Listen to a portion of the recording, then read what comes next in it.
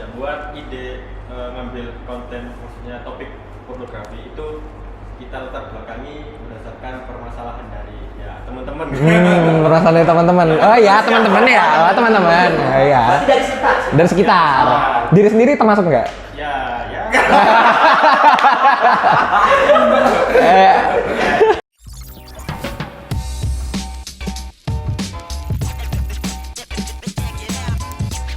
Ngobrol santuy, ngobrol seru dapat insight baru.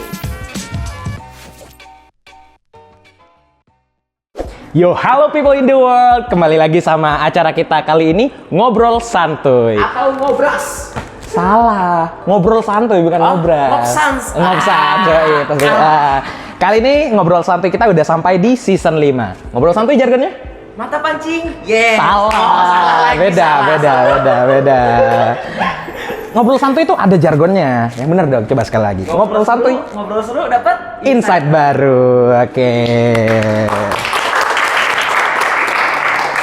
Oke, jadi kali ini kita kita kedatangan tamu atau kenalan dulu dong. Perkenalan dulu. Kan tak kenal maka tak sayang. bentar.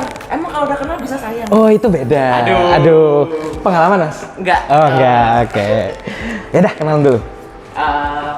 Sebelumnya nama aku Farel atau bisa bilang Seno dari tadi. Oh, dari tadi. Ya, aku dari kemarin sih. Iya. Kalau aku sendiri Ariel dari Informatika Angkatan 22. Terus kita kebetulan nih ada tamu undangan nih. Spesial nih. Siapa tuh? Nih, selain apa? Saling sukses nih. Isi 2 nih. Hah? Ada lagi tim sukses isi 3. Oh, tim sukses isi 3. Oh, pantas tempat duduknya 3. Nah, gimana kalau kita langsung panggil aja bintang tamu kita? Selamat datang kepada tim Surface 555. Surface bukan tim sukses. Salah. Ulang. Tim Surface 555.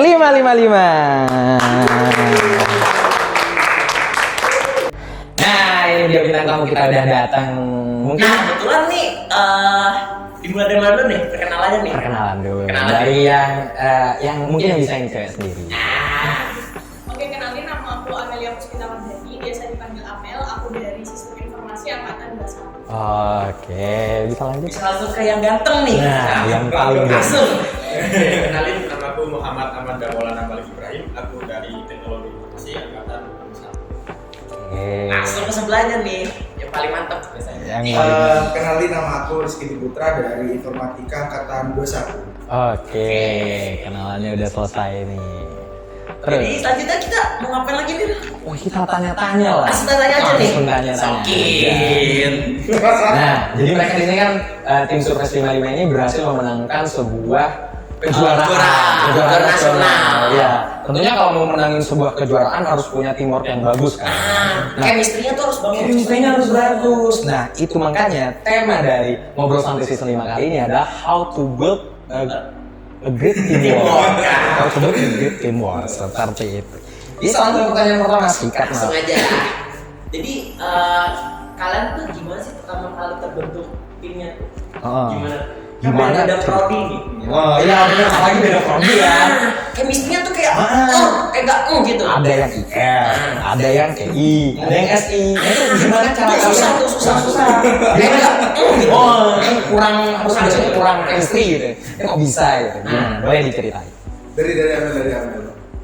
Sebenarnya ceritanya panjang ya, bisa terbentuk seperti sekarang ini. Jadi awalnya itu formasinya nggak kayak gini. Jadi awalnya aku sama Rizky, terus ngajak satu orang lagi yang kira-kira sesuai buat melengkapi tim kita, dan lah sama Maulana.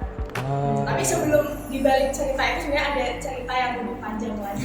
Ada ceritanya lebih panjang lagi. Mungkin nanti bisa dibukukan ya. Setelah.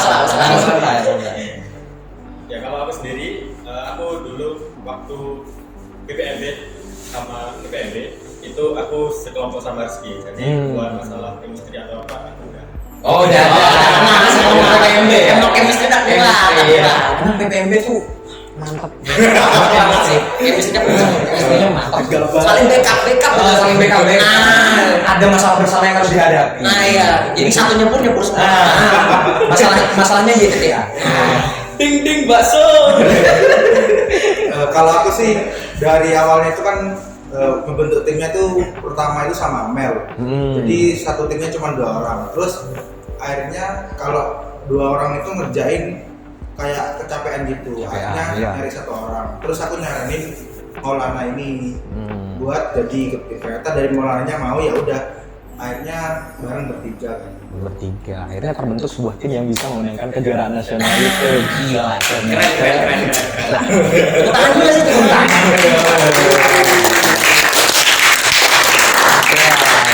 Langsung, pernah nanya apa lagi nih lu?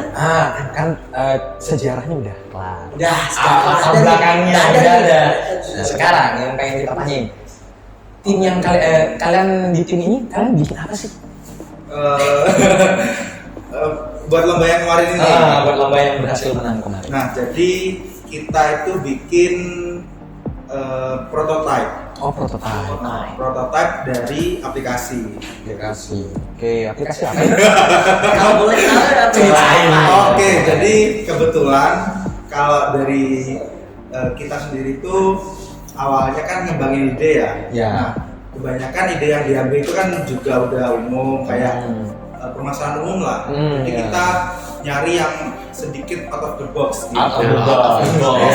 Cari yang agak keluar dari pemikiran kita sendiri lah. Nah, kebetulan topik atau permasalahan yang kita ambil itu tentang pornografi. Nah, kebanyakan juga kan teman-teman di sini tahu lah ya pornografi itu kayak apa, terus dampaknya kayak gimana. Udah tahu kak?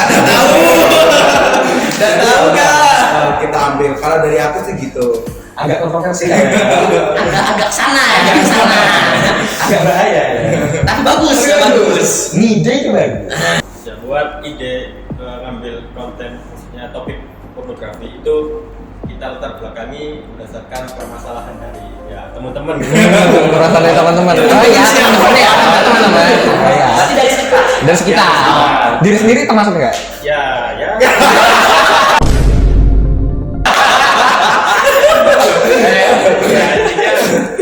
Latar belakang dari sekitar kita, di mana pornografi itu kan sudah mendistraksi kegiatan dari mungkin teman-teman atau orang yang suka tercandu lah pornografi. Maka dari itu kita angkat topik pornografi karena ini di Indonesia masih belum ada yang mau ngangkat dan masih jarang. Masih terdengar tabu gitu ya. Orang-orang juga masih sensitif. Maka dari itu topik yang kami angkat ini bisa dikatakan topik yang unik atau ya out of the box. Fresh ya.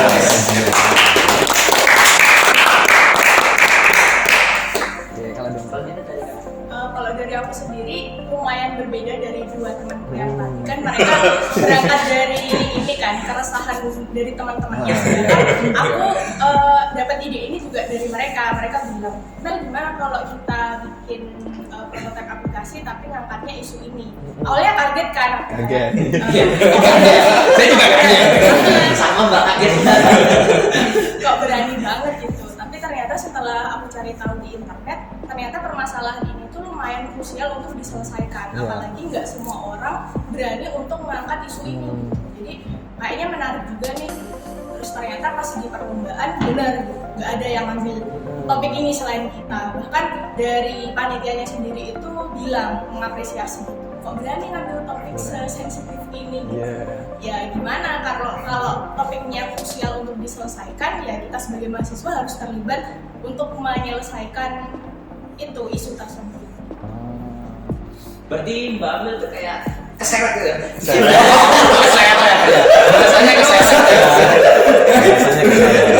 Awalnya nggak mau kan, kayak aneh banget gitu loh topiknya. Tapi ternyata setelah dikasih tahu seberapa penting topik ini buat dibahas supaya nggak tabu lagi, akhirnya lumayan terbuka nih pikiranku. Ya, apalagi sex education emang masih ini masih apa minim banget dibahas di Indonesia ya. Masih tabu banget untuk dibahas. Nah itu dia guys, kuncinya untuk menang, maka bahas pornografi. Bagus tuh guys. Enggak dalam hal edukasi. Dalam hal edukasi. Tanda kutip. Oke. Bisa langsung pertanyaan berikutnya. Pertanyaan selanjutnya nih. Ya, Oke. Nah, motivasi kalian itu bikin aplikasi itu kayak gimana sih? Motivasinya tuh apa sih? Motivasinya. Kan kuliah nih capek nih. Capek ya. Siapa yang tidak? Kayak motivasinya, wah harus Apa sih? Kalau dari aku sendiri ya motivasi, lebih tepatnya motivasi ikut lomba itu pada awalnya emang semua orang yang ikut lomba itu pasti pengen menang kan. Aku juga awalnya kayak gitu, tapi makin kesini aku makin merubah motivasiku ikut lomba. Jadi kalau misalkan aku ikut lomba terus apalagi lolos final, harapanku aku bisa dapat ilmu yang sebelumnya aku nggak bisa dapatkan. Kayak misalkan kita lolos final, kan kita presentasi tuh, dari juri ngasih feedback ke kita. Nah itu yang menurutku mahalnya dari perlombaan, karena kita bisa dapat masukan dari orang-orang yang pengalaman dan pengetahuannya jauh di atas kita gitu. Yang lebih expert ya. Benar banget. Jadi meskipun nggak menang, kita tetap bisa bawa pulang ilmu. Untuk self improvement ya. Buat evaluasi di perlombaan berikutnya. Gila. Mungkin selanjutnya Mas. Selain dari ilmu dari dewan juri, Iya. kita juga waktu perlombaan itu dapat ilmu dari peserta lain. Peserta lain ya. Karena topik-topik yang diangkat yang masuk final itu apa ya, bisa dikatakan yang unik tapi nggak seunik kita. Gitu ya. Gitu. Ada sombongnya dikit ya. Fleksi. Intinya peserta yang masuk final itu keren-keren idenya, nah itu bisa dijadikan referensi kita selanjutnya gitu. Nah, dari situlah apa ya, perlombaan itu menjadi lebih seru dan lebih ya bermanfaat. Meskipun nantinya kita nggak menang, kita masih dapat ilmu dari dewan juri dan juga peserta dari finalis yang lain. Bener banget. Buat dapat referensi. Ini aku jawab ini. Iya. Kalau dari aku segini, kan kita kan kebanyakan juga apalagi di Fasilkom ya, kan itu masih tipe belajar yang di dalam kampus saja gitu kan. Nah mungkin lomba itu menurutku salah satu jalan buat kita belajar di luar, salah satu jalannya. Jadi kan menurutku dari aku sendiri itu belajar di Fasilkom menurutku jenuh. Jadi aku butuh referensi belajar dari luar. Ya udah, akhirnya aku mutusin buat bikin tim, terus ikut perlombaan buat belajar dari luar. Jadi tujuan utamanya itu sih buat bikin kita belajar yang di luar itu apa sih sebenarnya. Nah jadi itu yang aku kejar dari awal sebenarnya, biar dapat improvement yang baru kayak gitu. Nah selanjutnya kalau motivasi yang kedua sih jelas pengen jalan-jalan sebenarnya. Soalnya kan kalau lomba apalagi di luar gitu ya, itu kan kita juga udah difasilitasi sama kampus, sama fakultas juga, itu seenaknya. Jadi kita niatnya masuk final ya jelas pengen jalan-jalan. Nah cuman entah kenapa kalau kita waktu menang itu justru jadi nilai bonusnya lah, hasil dari kerja keras kita kayak gitu. Tapi tujuan keduanya ya sebenarnya pengen jalan-jalan kayak gitu. Jadi menang itu bonus lah ya. Jadi in case kalah, misal paling case buruknya kalah, jadi kita tetap legowo gitu ya. Tetap jalan-jalan, tetap happy, tetap keluar dari Jember kayak gitu. Jadi menang itu bonus. Guys, dengerin guys, kalau misal mau menang healing jangan lupa. Jangan lupa. Ambis boleh, tapi jangan lupa healing. Biar tidak mumet. Tadi yang aku tangkap tuh banyak banget dari tim ini, Ril. Yang pertama nih, kita bisa belajar dari pengalaman. Belajar dari pengalaman. Bukan cuma dari pengalaman sendiri, tapi dari pengalaman orang lain. Kayak gitu. Kalau misalnya kata orang nih, pengalaman adalah guru yang terbaik. Nah, benar. Pengalaman adalah guru yang terbaik. Catat. Nah, pengalaman nggak usah belajar ya guys, belajar dari pengalaman aja guys. Nah, benar. Oh, jadi gak usah belajar buku gitu guys? Nggak usah, langsung aja langsung praktek. Agak sesat yang gitu. Ya. Oke. Mungkin bisa langsung ke next question. Next question. Oke. Langsung aja. Perjalanan kalian kok bisa juara? Gimana? Jadi lika-likunya gitu gimana? Perjalanan bisa jadi juara. Mungkin dari awal aja ya. Dari awal ya boleh. Jadi kan awalnya itu aku sendiri lombanya sama Amel. Nah itu belum pernah sama sekali buat jadi juara 1. Jadi selalu juara 2, juara 3. Nah itu juga lombanya online, belum pernah offline kayak gitu, belum pernah secara langsung tuh nggak pernah. Jadi kita lombanya online terus. Nah itu kita juaranya juga juara 2, juara 3, bahkan pernah nggak juara sama sekali kayak gitu. Nah itu, dari situ itu kita belajar apa sih yang kurang, apa sih yang perlu ditambah kayak gitu. Dari lomba-lomba yang kalah itu apa sih yang perlu ditambah. Terus ternyata begitu udah tahu ternyata poin lomba buat menang itu susah kayak gitu. ada beberapa hal yang harus lebih ditingkatin kayak gitu, lebih diimprove, hanya kita improve di situ. Baru puncaknya itu kemarin. Jadi kita itu ngerjainnya maksimal karena udah dapat poin-poin yang sudah dimasukin kayak gitu. Jadi ya mungkin kemarin itu rezekinya kita lah buat menang dari universitas yang lain juga sih.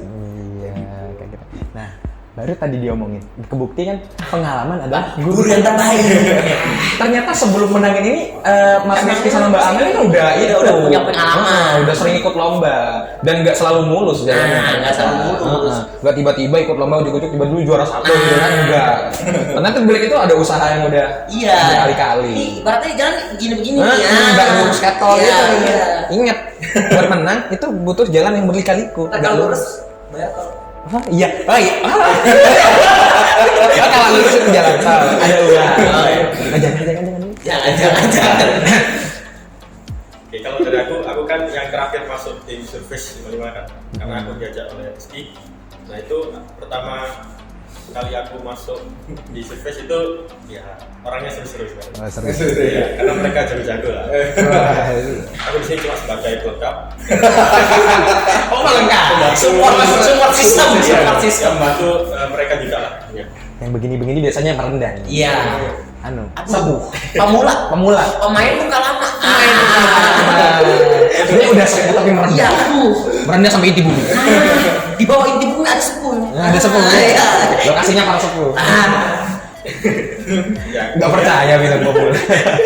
Kemudian kita ngerjain itu sekitar dari pertengahan Februari sampai Juni, awal Juni. Lumayan lama ya, sekitar 4 bulan.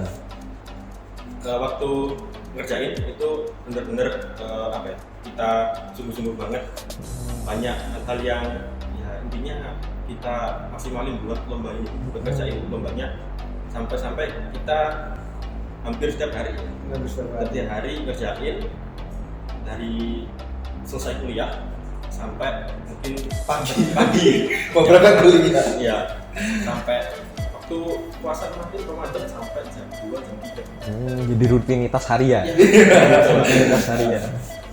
Nah itu kemudian dari kita sendiri udah maksimal banget di lomba kemarin, alhamdulillah juara 1 dan juga saya mendapatkan pengalaman berharga dari mereka berdua. Intinya tetaplah merendah sampai nggak ada orang lain yang bisa merendahkan. Gila.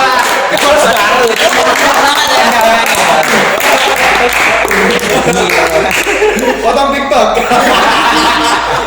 Jadi bahan konten. Oke, bisa lanjut ke Mbak. Apa ya, kayaknya semua udah diceritain sama mereka deh. Tapi intinya pertama kali diajak Rizky ikut lomba itu sebenarnya basicku atau background, emang dari dulu aku suka ikut lomba, tapi bukan lomba yang desain. Jadi aku lebih fokus ke lomba penulisan gitu. Pernah sih lomba UI UX design yang diajain sama Ormawa Fasilkom, itu alhamdulillah juara 2, tapi emang aku merasa basicku ini bukan di desain banget gitu. Aku lebih nyaman lomba di bidang kepenulisan gitu. Makanya waktu diajak lomba sama Rizky, aku bener-bener kayak harus belajar dari awal gitu. Ternyata buat nyusun desain UI UX sama buat nyusun proposal UI UX itu lumayan berbeda sama lomba-lomba yang pernah aku ikuti sebelumnya. Terus disclaimer ya, kan tadi mereka bilang ngerjain sampai pagi. Nah itu yang ngerjain mereka, aku cuma sampai jam 10:30 karena masuk ditutup.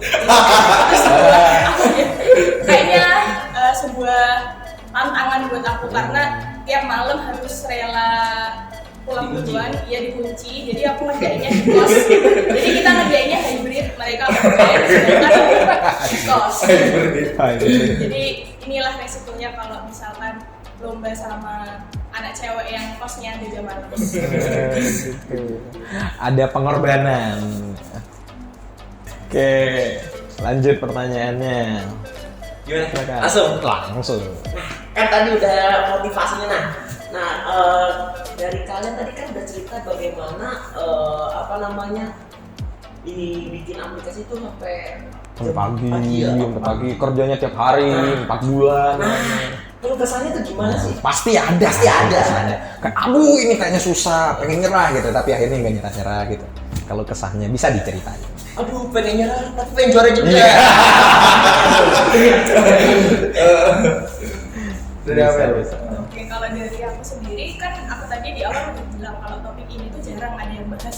Bahkan aplikasinya pun juga jarang kan kita punya aplikasi yang mirip kayak kita. Jadi permasalahan utama adalah bingung nyari referensi. Itu sih permasalahan dasar. Sama yang kedua yang udah aku sebutin tadi, posku ada jam malam. Kayaknya dua itu masalah utamaku. Teman-teman bisa ngelengkapin mungkin. Ya masalahnya di ini sih, manajemen waktu. Manajemen waktu. Itu ada beberapa hal yang aku tinggalkan buat ngerjain lombanya.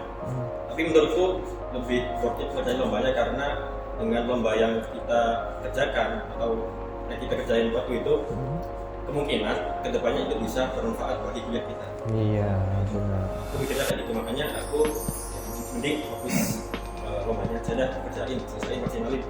Hasil ya emang terbukti membantu perkuliahan banget lah. Beberapa mata kuliah itu terbantu sama lomba yang kita menangkan. Jadi ada boosting nilai gitu ya. boosting nilai.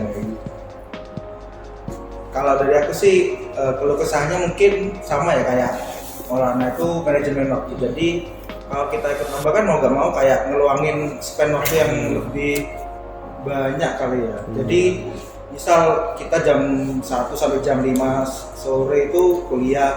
Jadi mau gak mau nanti jam 6-nya udah ngerjain lomba lagi sampai pagi lagi kayak gitu. Jadi mau gak mau itu ada beberapa hal yang harus kita korbanin, entah itu waktu, entah itu tenaga atau orang. Iya. Tapi ini bukan tentang waktu. Jadi kayak gitu. Jadi menurutku sesuatu yang kita lakukan itu pasti ada hasilnya. Tapi memang ada beberapa hal yang harus dikorbanin, entah itu waktu atau yang lainnya. Jadi menurutku yang keluh kesah paling berat menurutku itu bagi waktunya. Itu susah banget dan juga mau gak mau gitu kita harus paksa, dan beberapa hal yang harus kita lakuin itu emang harus benar-benar harus dipaksa kayak gitu. Soalnya menurutku itu susah banget. Jadi kayak gitu. No pain, no gain. Ya sih, kayaknya yang aku lihat tadi ini kayaknya manajemen waktunya tuh Manajemen waktunya. ada yang hilang gitu. Lo tau gak apa sih? Apa ya? Waktu tidur. Oh iya. Bener sekali. Bener gak sih? Bener gak sih? Kan tadi katanya harus ada yang dikorbanin. Siang udah kuliah, malam waktunya istirahat gak jadi. Gak jadi. Berarti ini gak sih apa? Selain waktu tidur apa lagi sih kira-kira? Apa lagi? Gak tau. Waktu apa tuh? Waktu apa tuh? Ada yang tau gak? Ada yang tau gak? Gak ada briefing ya. Gak ada briefing.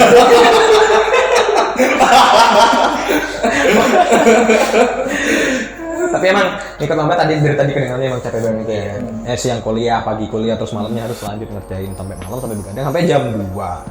Waktu tidur tersita banget. Harus rela ngorbanin. Ya, tipes dikit gak ngaruh lah. Tipes dikit. Yang penting menang. Yang penting juara. Iya. Oke. Kita langsung ke next question aja. Next question. Tadi kan udah keluh kesah tuh. Nah sekarang apa aja problem dan gimana cara kalian untuk nyelesainnya?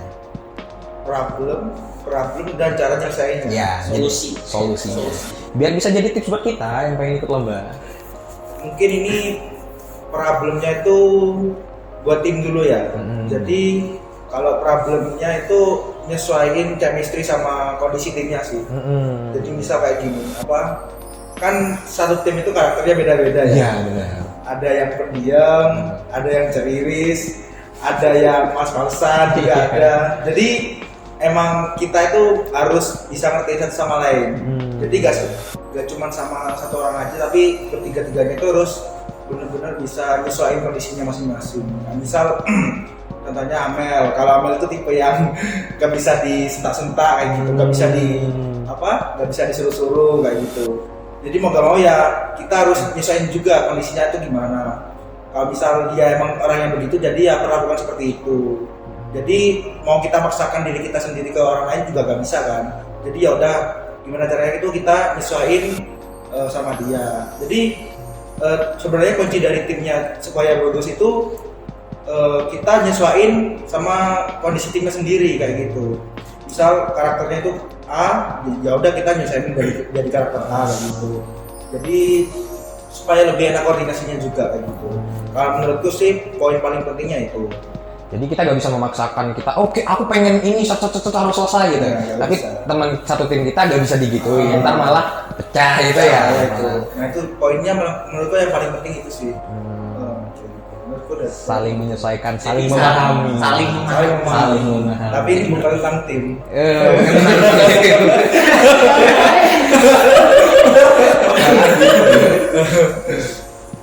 Oke, kalau dari aku akan bahas ini ya, problem dari topik yang kita angkat. Iya, Kan boleh. emang sensitif banget kan. Iya. Nah, sulitnya itu karena minimnya referensi. Karena topik yang kita bahas itu kan ya bisa dikatakan unik dan sedikit referensinya. Oleh karena itu sulitnya kita untuk ngembangin ide dari topik yang sensitif kayak gitu, ya sulitnya kayak di situ. Nah, waktu kita ngerjain itu kan ya emang ada problem dan sedikit kendala ngerjainnya. Karena topik yang kita angkat emang sulit, jadi kita sampai lakuin yang namanya wawancara sama psikolog. Oh, sampai ke psikolog ya. Totalitas banget ya. Itu sih buat ini validasi masalahnya itu emang benar-benar urgent, itu juga asal enggak. Itu sih. Problemnya masalah di referensi. Iya. Berarti nggak semata-mata doang. Karena emang topiknya bener-bener baru. Iya. Kita dengernya aja kaget. Siapa yang ngagetin nih? Siapa yang ngagetin? Timnya. Oh. Enggak, timnya. Kalau dari aku sendiri lebih ke problem gimana caranya kita menyesuaikan waktu buat kerjain gitu kan. Kita dari prodi yang berbeda-beda, terus kita beda-beda, jam kuliah juga beda-beda. Jadi kadang itu nggak nemu satu waktu yang kita bisa ngerjain bertiga gitu. Nah solusinya biasanya kalau misalkan ada waktu longgar kayak misalkan ada tes SBMPTN gitu kan, banyak makul yang kosong, banyak yang online, itu kita manfaatin buat ngerjain bareng. Terus sama solusi yang tadi yang kita ngerjainnya malam di luar jam kuliahan kayak gitu, itu juga bentuk dari sebuah solusi. Kita ngecocokin waktu lah intinya. Perlu skill problem solving. Iya. Perlu banget. Emang harus set gitu cari waktunya. Karena juga nyatuin 3 kepala tuh susah. Iya. Ini 3 prodi beda-beda kan. Jadwalnya beda-beda. Jadwal beda-beda, masalah beda-beda. Ini masalahnya beda-beda. Cara pikirnya juga beda-beda. Jadi yang beda gendernya. Ada yang cowok, ada yang cewek. Ada yang bebas jam malam, ada yang enggak. Sifatnya juga beda. Ada yang tidur, ada yang enggak. Iya, kayak gitu. Oke. Bisa lanjut. Mereka kebanyakan yang nggak tidur ya. Tapi kayaknya yang sama dapat ini ya. Kurang tidurnya. Iya, kurang tidur ya. Mungkin bisa langsung ke next question. Next. Langsung aja nggak sih. Nah kan kalian ada kuliah juga nih. Nah dari kalian sendiri tuh gimana cara bagi waktunya? Pasti kan tugas-tugasnya itu banyak, ribet. Atau gimana dari kalian cara saya Dari aku dulu ya. Kebetulan kan lomba ini itu lumayan deket sama banyak quiz, banyak UTS kan kalau nggak salah pada saat itu. Nah itu cara aku menyelesaikan sendiri biasanya aku alhamdulillahnya aku selalu sekelompok sama teman-teman yang pengertian gitu. Jadi mereka tahu kalau misalkan aku ada kesibukan lain selain kuliah gitu. Jadi kadang aku minta tolong, aku deadline-nya tolong dipanjangin dikit dong buat bagianku sendiri karena aku masih ada ini gitu. Dan alhamdulillah teman-teman banyak yang menyadari sih, kayaknya gitu. Kayaknya solusinya adalah ya kita harus berkomunikasi sama teman kita kalau misalkan kita ada kesibukan lain. Terus sama kayak yang udah dibilangin Maulana tadi, kita harus mengorbankan beberapa hal untuk memaksimalkan ini. Salah satu yang dikorbankan ya tugas kuliah tadi. Temennya pengertian ya, Mbak. pengertian? Iya, pengertian. Enak ya kalau punya temen kayak gitu. Nah, jadi salah satunya kalau misalnya faktor ingin menang peka. Nah, harus punya temen yang peka. Oke, kalau dari aku masalah bagi waktunya di jam kuliah sama kerjaan lomba itu kan semester 4 kemarin itu kan banyak tugas yang project based dan project kelompok. Nah, iya. otomatis kan tugas-tugasnya itu kan dibagi per anak. Iya. Nah, berhubung udah dibagi, aku cepat-cepat ngerjainnya gitu, biar bisa ngerjain yang lain. Ya bukan karena aku orang yang rajin, itu enggak. Aku suka soalnya orangnya malas, makanya kalau ada tugas itu coba kau kerjain biar bisa malas-malasin. Jadi ngerjain di awal, Malas-malasan yakin. Maksudnya bukan malas-malasan, maksudnya kerjain lomba. Oh, ngerjain lomba. Gitu. Karena ada lomba. Efisien. Oh ya, kalau misal ditanyain tentang bagi waktu kayak gitu sih, kan aku sendiri tuh di informatika ya. Kebetulan itu kebanyakan di semester 4 tuh banyak sekali kayak project, tugas atau bagaimana.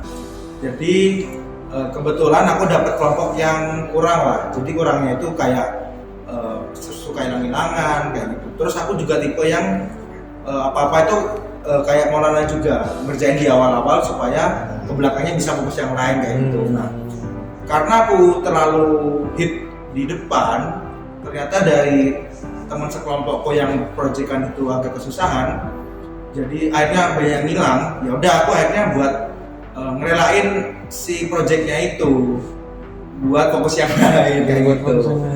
Jadi aku milih. Soalnya menurutku ngambil semuanya itu gak bisa. Iya, emang susah. Jadi harus ada yang aku relain. Tapi aku tetap ngerjain tugasku yang ada di kelompok tersebut. Gak semena-mena langsung hilang kayak gitu juga. Jadi aku selesaiin tugasku yang ada di dalam kelompok itu. Kalau tugasku udah selesai baru aku fokus yang lain. Nah, selebihnya tugasnya mereka itu biar mereka yang lanjutin sendiri kayak gitu. Jadi kalau aku bagi waktunya tuh kayak gitu. Jadi tetap ingat tanggung jawab ya. Tanggung jawab. Soalnya kita tujuan utama kita kan juga sebenarnya kuliah. Jadi jangan sampai tanggung jawabnya kita di kuliah itu dihilangkan juga. Malah lupa. Jadi tetap aja meskipun kita dapat kelompok yang menurut kita itu kurang, ya udah kita kerjain sesuai kapasitas kita aja, semaksimal kita, sebaik kita kayak gitu. Kalau misal dari mereka itu ternyata feedbacknya kurang baik, ya udah emang nggak bisa dipaksain juga. Ternyata dari kita juga udah komunikasi sama mereka juga nggak bisa kan. Ya udah kita kerjain tugasnya kita semaksimal mungkin, terus lebihnya kita kasihkan ke mereka kayak gitu. Ya benar-benar. Jadi tetap ingat tanggung jawab. Ya, kuncinya di situ. Oke. Bisa next question? Bisa langsung next question aja nih. Langsung aja. Nah, jadi tadi kan udah cerita banyak tentang manajemen waktu, keluh kesah, segala macam problem di tim kayak gitu. Nah, sekarang aku pengen nanya nih. Pembagian job desk di tim kalian itu kayak gimana sih? Kan kalian 3 prodi dari yang aja. Kalau pembagian job desk sendiri itu, kalau dari Rizky sendiri lebih fokusnya ke UI design, terus sama UX-nya juga. Nah, kalau dari Maulana ini lebih ke ilustrasinya. Jadi kan di aplikasi itu kita butuh ilustrasi yang konsisten kan, biar aplikasinya bagus dan juga ada ciri khasnya. Nah, itu yang fokus Maulana. Nah, sedangkan aku sendiri lebih berfokus ke research-nya. Jadi aku fokus UX-nya, terus nulis di proposalnya dan lain-lain. Jadi bisa dibilang aku yang di bagian tulis-menulis dan dokumentasi ya. Beda. Dokumentasi bukan surat menyurat. Lebih ke UX-nya kan. Kalau aku sendiri ya udah disebutin sama Amel, bikin beberapa aset buat aplikasi kita nanti prototipe-nya. Selebihnya aku bantu Amel sama Rizky aja sih. Jadi masih tetap saling backup gitu kan? Iya. Nggak pas ditinggal, oh ini job deskmu, aku tidak mau mengerjakan. Nggak gitu ya? Aku hilang. Iya. Job deskku selesai gitu. Nggak gitu. Ya, jadi sebenarnya kan di lomba itu kan submisinya banyak ya, kayak proposal, kayak prototipe-nya, sama kayak videonya juga. Nah itu ya kita pertama jelas bagi job desk-nya dulu. Nah nanti kalau misal ada satu job desk yang udah selesai, baru kita nalangin yang lain juga, bantuin yang lain buat nutupin itu. Jadi misal kita video belum selesai nih, sedangkan itu job desk-nya dia, ya udah kita kerjain satu-satu dulu, yang mana yang paling mungkin buat dikerjain dalam waktu yang cepat tapi udah selesai kayak gitu.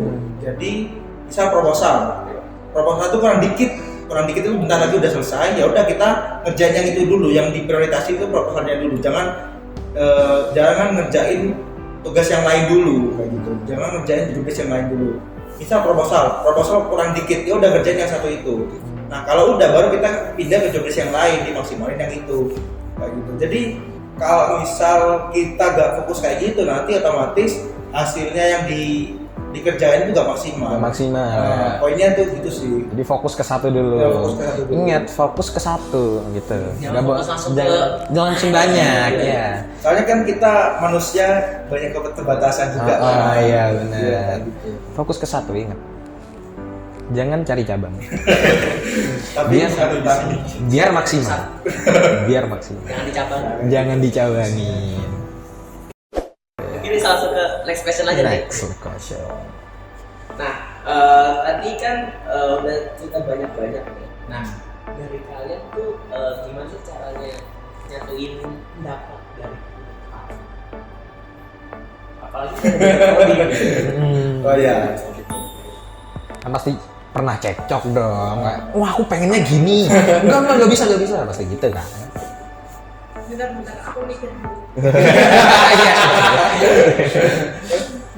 Kalau misalkan ngomongin masalah cekcok di dalam tim itu pasti ada aja perdebatan ya. Nah, Kita pasti. kan ya kayak yang dibilang tadi, kita tiga kepala yang berbeda, punya ide yang berbeda, punya pemikiran yang berbeda, dan kita juga pernah mengalami hal kayak gitu. Kayak misal aku pengennya ini, Maulana ini, Rizky ini.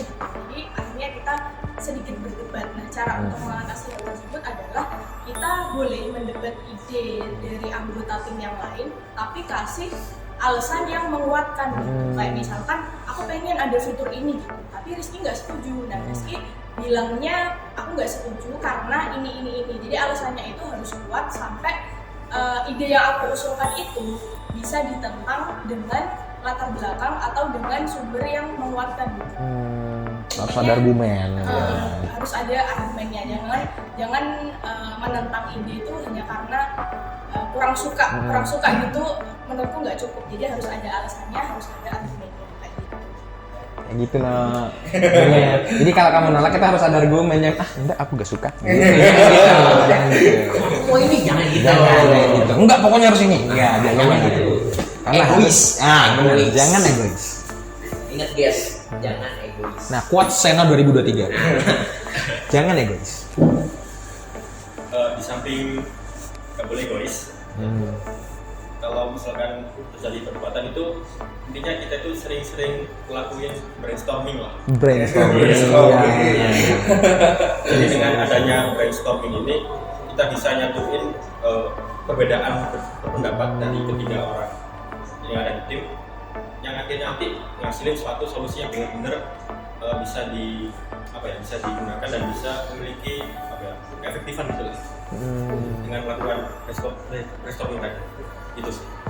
Sering-sering brainstorm. Iya, brainstorming itu penting kan. Kalau kalian kerja di tim dan nggak ada brainstorming, nanti tim kalian bakal jalan sendiri per orang. Jadi kurang chemistry gitu ya. Chemistry kurang. Menambah chemistry. Oke. Kalau dari aku sih kalau di dalam tim tuh pasti banyak cekcoknya lah, kayak gak cocoknya kayak gitu. Cuman yang jadi tantangan tuh justru itu, gimana supaya jadiin satu visi, satu misi gitu. Jadi ya mau gak mau ya kita harus ngertiin juga satu sama lain. Kita ngargain pendapatnya dia, idenya dia, terus kita juga terima masukannya dia itu gimana. Nah, dari masukannya dia itu nanti kita bikin pertimbangan lagi, kira-kira ide kita itu udah beneran cocok apa enggak kayak gitu. Jadi gak melulu diterima, melulu ditolak itu kayak enggak gitu. Jadi benar-benar dibicarain lagi lah, tidak bisa asal ditolak, tidak bisa asal diterima juga kayak gitu. Banyak pertimbangan. Masih harus dipertimbangkan, dikomunikasikan lebih lanjut. Komunikasi itu penting, kayak gitu. Because communication is key. Iya. Communication is key. Iya. Gitu. Yang seperti itu ya. Emang sepenting itu. Nah, oke, mungkin sepertinya kita akan ada sesi break terlebih dahulu. Jadi sampai jumpa sebentar lagi. Dadah. Iklan dulu bentar. Oh iya, iklan dulu bentar. Yeah.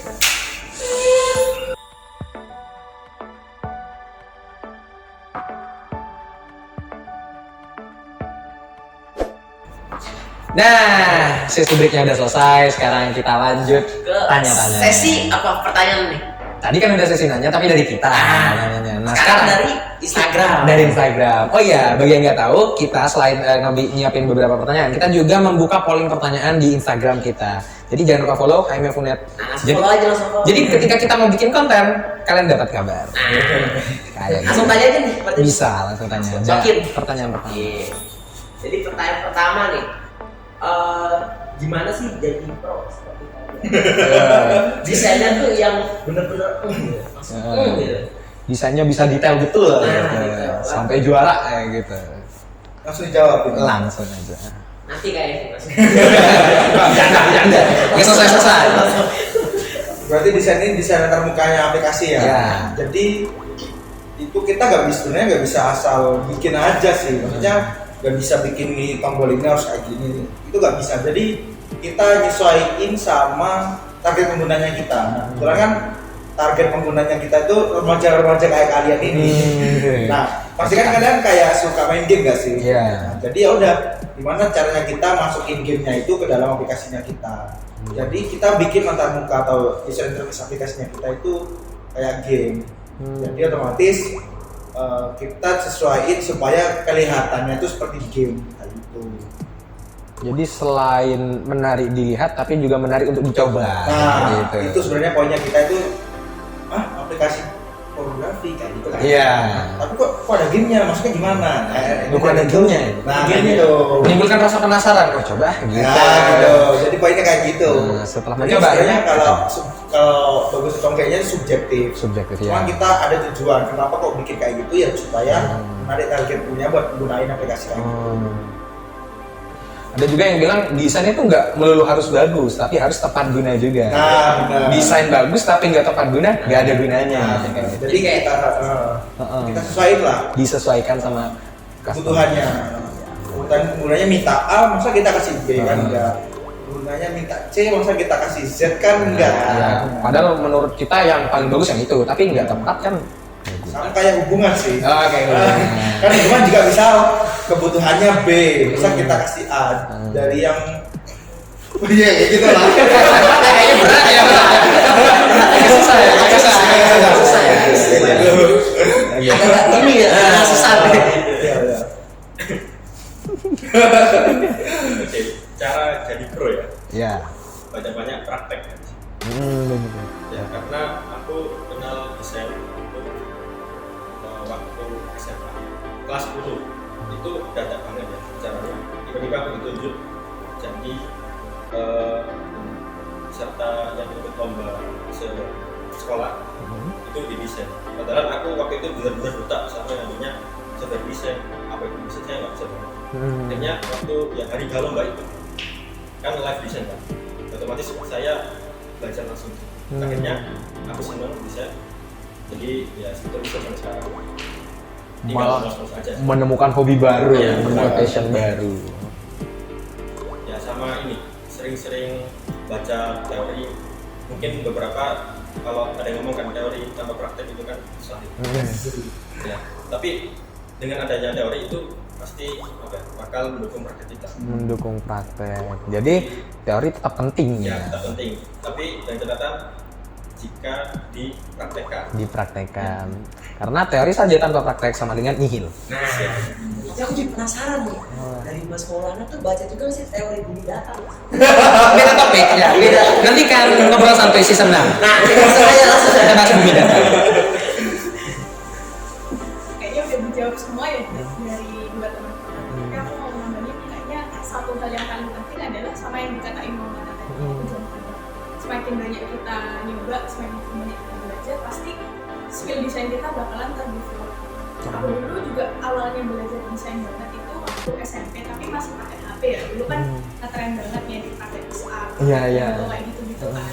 Nah itu baru pertama kalinya itu belajar desain. Terus waktu SMA baru kenal software pertama yaitu Corel. Itu mulai kayak explore aplikasi-aplikasi desain yang lain sampai pas kuliah ini aku baru kenal sama yang namanya Figma, terus kenal sama yang namanya UI UX design.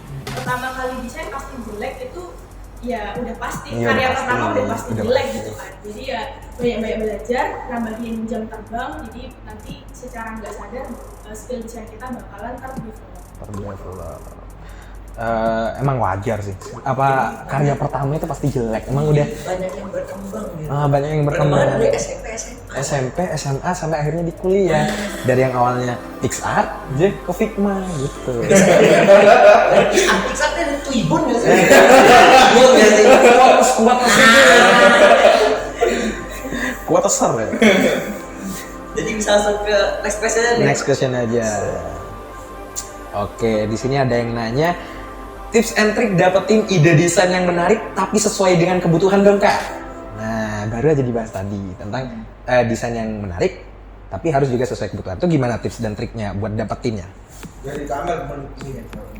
Oke, ini pertanyaannya bagus. Soalnya aku baru dapat jawaban ini waktu lomba kemarin. Waktu lomba jadi waktu lomba kemarin itu ada salah satu peserta yang ditanya sama jurinya, kalian ngambil inspirasi desain UI dari mana gitu. Terus si pesertanya jawab dari Dribble gitu. Nah terus sama jurinya disanggah, kalau misalkan kalian pengen nyari inspirasi desain buat UI UX itu kurang disarankan pakai Dribble, karena kalau di Dribble itu fokusnya lebih ke estetika, jadi disarankan di Behance. Kalau di Behance kan katanya lebih detail gitu kan. Pas nyampe rumah aku coba-coba lihat di Behance, ternyata kalau di Behance itu nggak cuma desain secara estetika aja, tapi ada UX-nya, ada UX research-nya, terus ada metode pengembangannya dijelasin secara detail. Ini nggak merendahkan salah satu dari dua website ini ya, tapi menurut dari yang dikatakan sama diri kemarin itu lebih disarankan pakai Behance kalau mau lebih detail. Nah, secara estetika disarankan pakai Dribble. Sesuai kebutuhan aja ya. Kalau pengen nyari yang lebih estetika bisa di Dribble. Oke, desain yang bagus itu kan desain yang tepat guna. Ya. Kita nggak bisa semata-mata langsung percaya coba desain ini lah. Mungkin kayak gitu ya, mungkin bisa jadi. Tapi bisakah desain yang kita buat itu benar-benar tepat guna dan diterima sama penggunanya? Kan nggak bisa. Maka ada yang namanya UX tadi. Nah, itu bisa kita dapetin dari Behance. Itu kan udah ada desainnya kayak gimana, terus latar belakang membuat desainnya itu kayak gimana, itu kan udah dijelaskan semua. Jadi dengan ada data-data yang ditampilkan di website yang mungkin kayak Behance tadi, itu bisa bantu bagaimana kita caranya untuk membuat desain yang bagus dan tepat guna bagi para pengguna kita.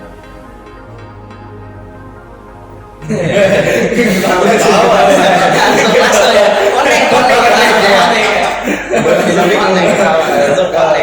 Oke. Jadi kalau dari aku ya, menurutku desain itu kayak 4 sehat 5 sempurna. 4 sehat 5 sempurna. Jadi di setiap komponennya itu harus ada manfaatnya, harus ada tujuannya, dan harus ada kebergunaannya nanti itu buat apa. Jadi kayak misal contoh, selain desain UX ya, misal kayak poster.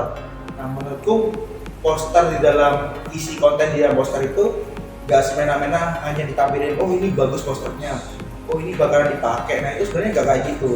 Jadi menurutku poster itu bahkan ada UX-nya sendiri, cara bacanya poster itu gimana, tata letak dari komponennya itu gimana. Nah itu sebenarnya itu harus dilakukan riset menurutku. Soalnya kan kita baca poster pasti mikirin gak cuman ini bagus posternya tapi bisa dibaca apa enggak, kan kayak gitu. Jadi pertimbangan juga. Nah menurutku aku lebih tipe yang ngelihat sesuatu itu harus ada artinya. Jadi gak semisal bagus aja. Nah tapi bagus tapi buat apa kan percuma kan gitu. Sama kayak 4 sehat 5 sempurna itu tadi. Jadi misal contohnya kayak penempatan font dalam poster, dalam aplikasi kayak gitu kan. Nah itu kenapa kok pakai font ini? Nah itu kita harus tahu alasannya itu apa. Soalnya kalau kita tahu alasannya itu apa, otomatis orang yang melihatnya itu juga pasti mikir, oh ternyata kalau penempatan font kayak gini itu lebih jelas, lebih ke highlight tulisannya kayak gimana. Dan juga warna, misal warnanya yang kontras, warnanya yang agak gelap, agak terang kayak gitu juga harus ada dikasih alasan. Kenapa kemilih warna biru? Ya karena kita nyesuaiin temanya, kebetulan kita tema yang diambil itu tentang aqua, maksudnya aqua kayak gitu, tentang laut, tentang sungai kayak gitu. Jadi di setiap komponen menurutku itu kayak 4 sehat 5 sempurna sih. Jadi harus ada kebermanfaatannya, harus kebergunaannya itu buat apa. Jadi kita desain itu gak semena-mena asal desain aja, tapi kita bikin tata layoutnya lah. Iya. Maknanya juga perlu diperhatikan. Kayak gitu. Makna aja diperhatikan, apalagi kamu kan. Iya. Jadi pilih Mas Rizky. Jadi aku tuh banyak banget belajar nih. Kayak misalnya desainnya harus dipraktiin nih. 4 sehat 5 sempurna. Kita nggak merhatiin nih kayak gini nih. Asal desain aja biasanya. Kita malah merhatiinnya 4 sehat 5 sekarang. Bukannya tepat guna malah salah guna. Kayak gitu. Oke, mungkin bisa pertanyaan terakhir. Pertanyaan terakhir.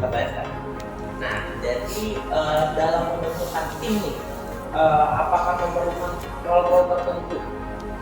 Harus dipilih bagaimana? Kalau tadi kan udah dijelasin cara pembagiannya. Kalau menurut tim kalian sendiri, perlu gak sih pembagian role yang jelas kayak gimana, role-nya kayak gimana gitu-gitu?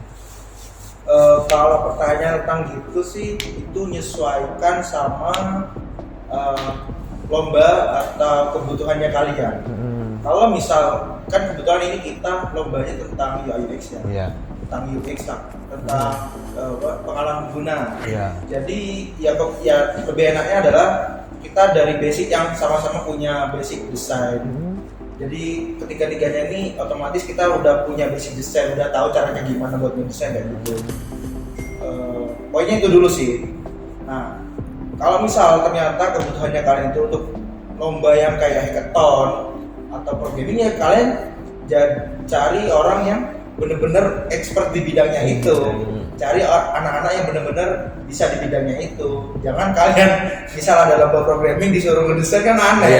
Kayak gitu. Pokoknya sih kayak gitu. Dan juga sebenarnya kalau tingkatan mahasiswa menurutku juga tahapan yang sama-sama belajar lah. Jadi apapun lombanya, apapun role-nya gitu, kita harus berani belajar. Misal lomba UI UX, ya udah kita coba belajar UI UX gimana kayak gitu.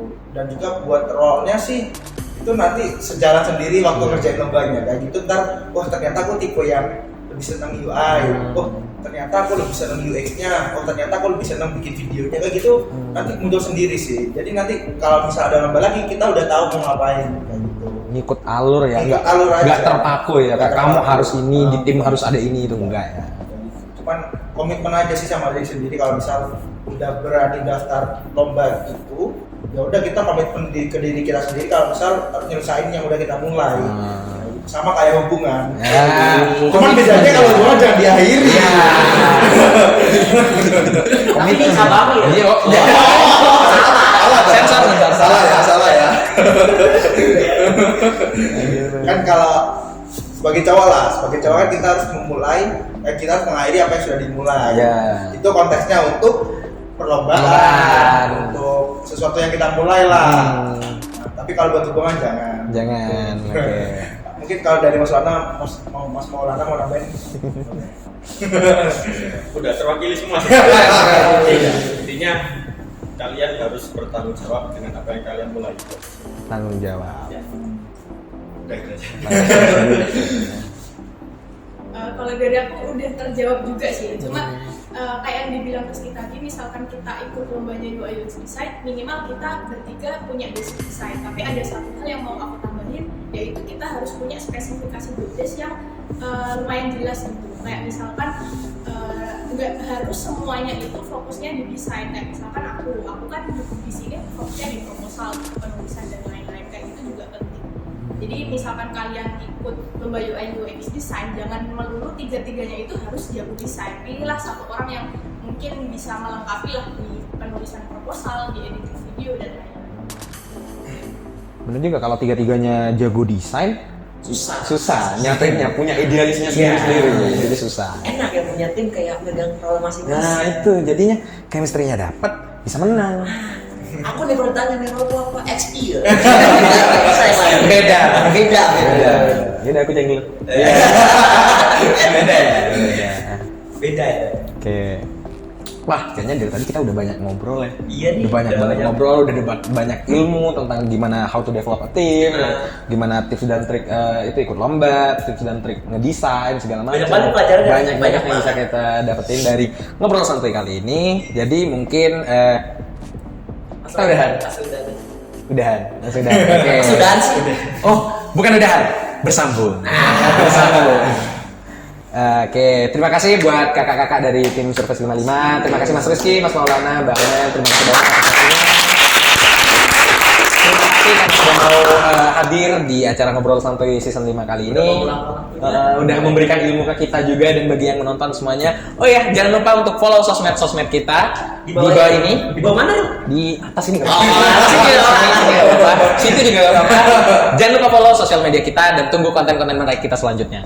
Dan sebelum diakhiri, Mas Eno ada pantun nih. Pantun nih. Oh iya, pantun nih sikat Mas Eno. Seorang papan ditarik perahu. Ya salah. Sikat Mas Eno. Tadi lu mikir dulu. Oh mikir dulu.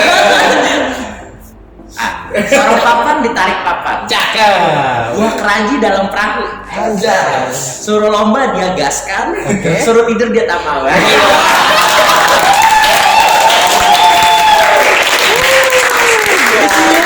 Oke, Kita see konten-konten kita berikutnya. dadah. Aku Arif. Aku Farel undur diri. Dan sampai jumpa di konten-konten kita berikutnya. Dadah.